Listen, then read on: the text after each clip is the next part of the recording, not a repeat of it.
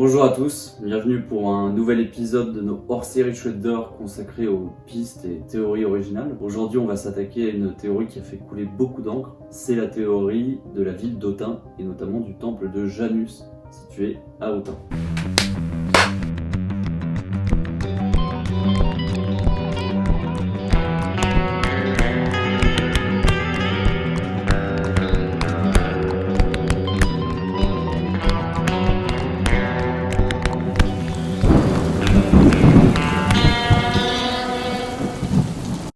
Dans la 580, on a notre fameuse énigme musicale qui nous fait deviner 10 villes, Bourges, Cherbourg, Dieppe, Épernay, etc.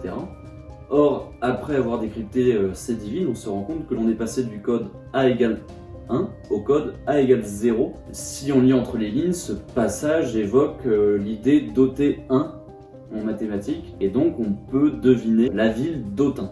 Or, même si ça peut sembler futile, c'est pas un hasard si on trouve la ville d'Autun. Étymologiquement, la ville d'Autun, elle vient de Augustodunum, qui est la forteresse d'Auguste. Auguste est un empereur romain, et avant de s'appeler Auguste, il s'appelait Octave, ce qui est une petite référence musicale dans une énigme qui tourne autour des notes de musique. Ce même Auguste d'ailleurs que l'on retrouvera un peu plus tard dans la Chouette d'Or, avec l'énigme Ad Augusta, Père Augustin.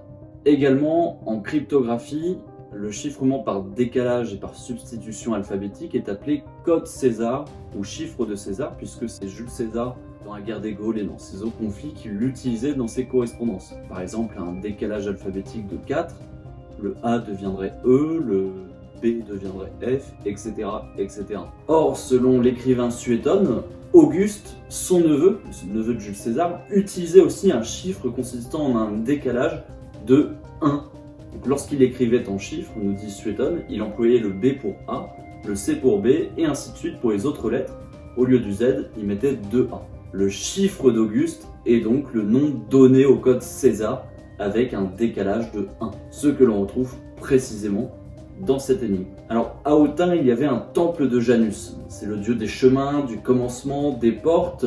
Il tient une clé d'argent dans sa main gauche et une clé d'or dans sa main droite. Les fameuses deux clés de Fa et de Sol, ou les deux clés du pouvoir spirituel et du pouvoir temporel dans la religion catholique tenue par Saint Pierre. Les musiciens sur le visuel évoquent la fête de la musique, le 21 juin, et Janus et Saturne sont également les dieux des temps, ils présidaient ensemble au solstice. Enfin, Autun, c'est le lieu où Napoléon a appris à parler français à l'âge de 10 ans, en seulement 3 mois.